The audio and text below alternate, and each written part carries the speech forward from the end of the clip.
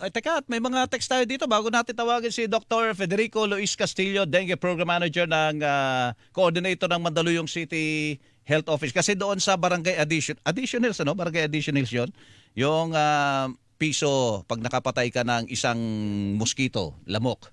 Dito sa text natin, 5453 Camelo, Butiki, mas matakaw sa lamok. Ganun ba yun? Isa namang nag-text dito, sabi niya, mas paramihin natin ang mga tilapia kaysa sa mga palaka. Kumakain din ba ng lamok ang tilapia? Ayan, Barangay Additional sa Mandaluyong, magbibigay ng pabuya sa bawat lamok at kitikiti na mahuli. Buhay man o patay. Aba, siguro matindi na rin ang problema sa Mandaluyong tungkol sa dengue. Nasa linya na po natin Dr. Federico Luis Castillo, Dengue Program Manager and Coordinator ng Mandaluyong City Health Office. Dr. Castillo, magandang umaga po. Hello, Doc. Hello, Sir Melo. Good morning po. Opo, ayun ang aking unang kukumustahin sa inyo. Kumusta ang mga kaso ng dengue dyan sa inyong syudad? Alarming na ho ba at kailangan na rin tayong mag-declare ng dengue outbreak katulad ng ibang lugar? Sir Melo, base po sa kaso namin, ikukumpara po ng unang buwan ng January hanggang second week po ng January, meron po kaming pagtaas ng 207%. Wow. Ang numero po, ang nagsasabi, noong 2024 po, meron po kaming 61 cases na naitala simula po nung unang buwan ng January hanggang second week po ng February. Kumpara po ngayon sa 2025 na datos po na hawak ko po, from 61 cases po, nagkaroon po kami ng 187 cases. So meron po kaming pag-akyat ng 207% increase. Nako, nakaka-alarma nga po yun. Sabihin nun, kumpara nung January to isang buwan lang yun. Kumpara nung nakalipas na taon, 207% pala. Diyan ho ba sa bilang na yan, meron na ho ba tayo, wag naman po, no? Ayaw natin na may ganun balita na namatay na po. Ganon, Doktor. Meron, Sir Melo, meron po kaming reported death, 14-year-old female, na namatay po sa severe dengue po siya. Nako po, Sus Mariosep. Oho, ano ba ang nangyari? Pakikwento nyo nga po, ba't umabot sa ganon, sa severe? Hindi ho ba kaagad na dala sa ospital po at binaliwala yung mga sinasabi ng mga eksperto na kailangan tingnan ang mga sintomas ng dengue? Ano po, Doktor? Yes, sir. Base po sa paliwanag po at sa amin nung investigasyon, January 20 po, naglagnat po yung bata. Oho. Ang tumitingin po sa bata ay ang kanyang lola at hindi po napatingin sa aming health center.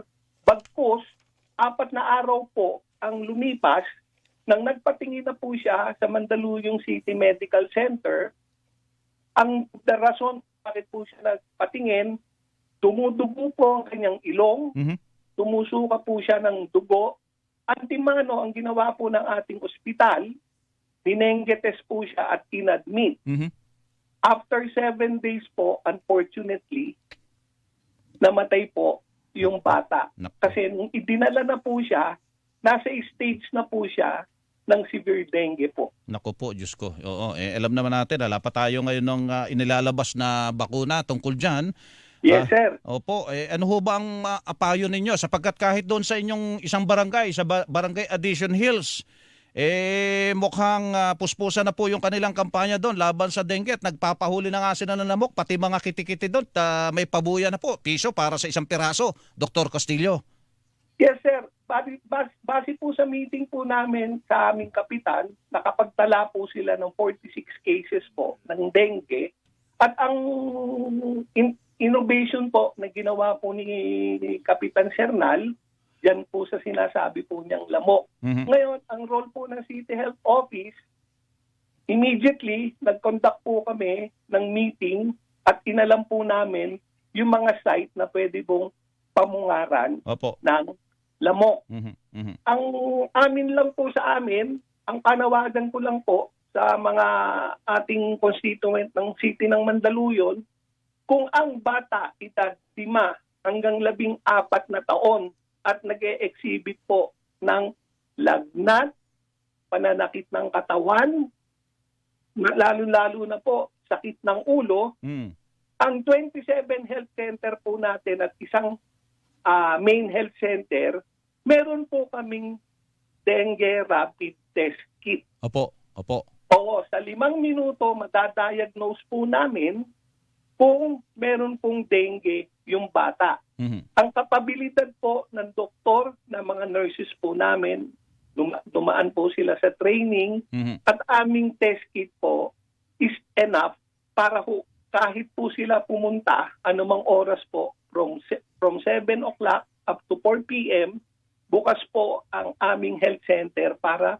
magbigay ng rapid dengue test kit. Opo. Pagdating naman po ng hapon at saka Sabado at Linggo, ang ospital po namin ay meron din pong sapat Mhm. na rapid dengue test kit para malaman kung yung batang naglalagnat, Mhm. sa may sakit na ulo, Mhm. at sakit po ng kasukasuan ay may dengue po. Opo, opo.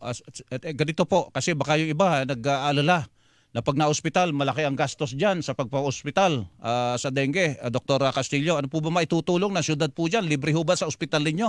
Yung ma-confine? Opo. Ang syudad po ng Mandaluyong, hindi po kami naniningil pag dengue test kit, Mhm. lalong-lalo na sa pag-ospital. Hindi rin kayo dapat mag-alala para pumila o mag-intay dahil meron po kaming tinatawag na dengue fast lane. Mhm. Mhm. Pag nagpatingin po sila at na NS1, nag-positive po, antimano po ina-admit para obserbahan doon sa tinatawag namin po Mhm. na warning sign. Mhm. Ayun, okay. So, teka, yung 14 years old na namatay po, saan po galing na barangay yun sa inyo dyan sa Mandaluyong? Sir Melo, sa Addition Hills O po. yun. Yun na nga. O, kaya Kaya pa. Oh. bigyan ko lang po kayo ng konting kaalaman. Mhm. Sir Melo, ang Addition Hills po, ang isa sa pinakamalaking barangay sa Mandaluyong City. Mhm. Ang populasyon po ng Mandaluyong is 442. Ang populasyon po ng Addition Hills po is mga around 120,000. Mhm. So alam nyo naman po, the more na mas maraming tao, the more ang chances na ang lamok umikot po at mangagat. Opo, opo. Ayan. Dr. Castillo, ano po naman ang ginagawa po natin? Yung preventive po. Siyempre, kailangan natin, sabi ng iba dyan, maglinis lang kayo. Yung 4S na tinatawag, may 4S tayong tinatawag po. Yung search and destroy. Meron tayong self-protection, seeking early consultation and support, fogging and spraying sa mga hotspots areas. Nangyayari po ba ngayon yan at pinag-iiba yun dyan sa Mandaluyong po sa ngayon?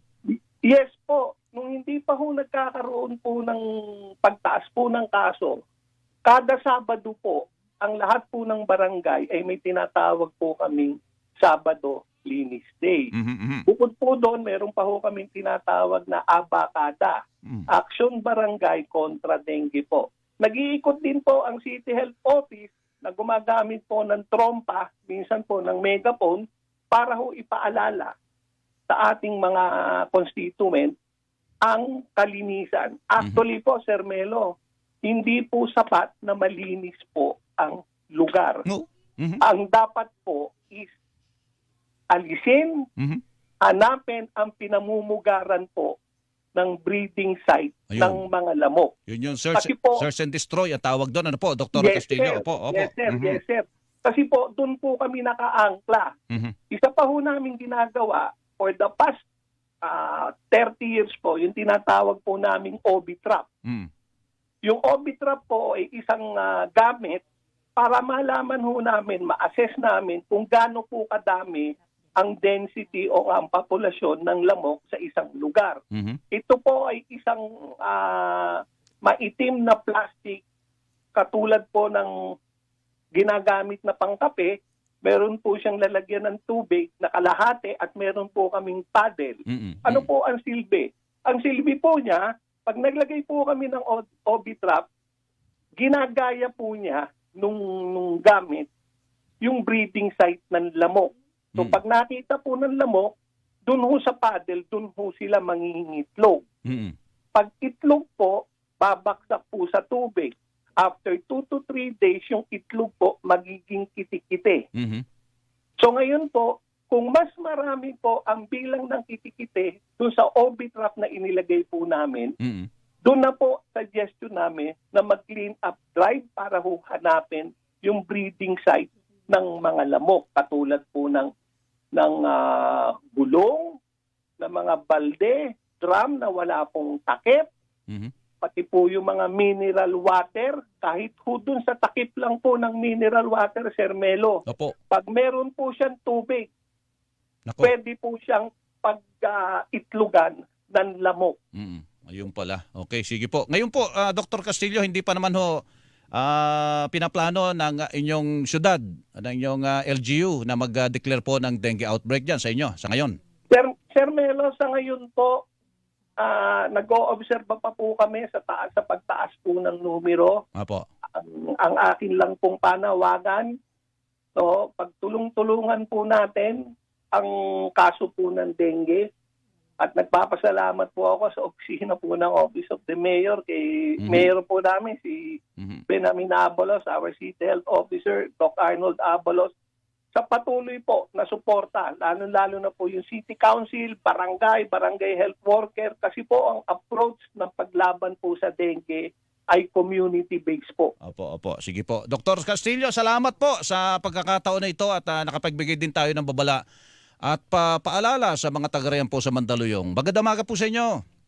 Sir Melo, maraming salamat po sa pagkakataon. Opo, sige po. Dr. Federico Luis Castillo, Dengue Control, Dengue Program Manager and Coordinator sa Mandaluyong City Health Office. Ang kiling-kilingan, walang pinopro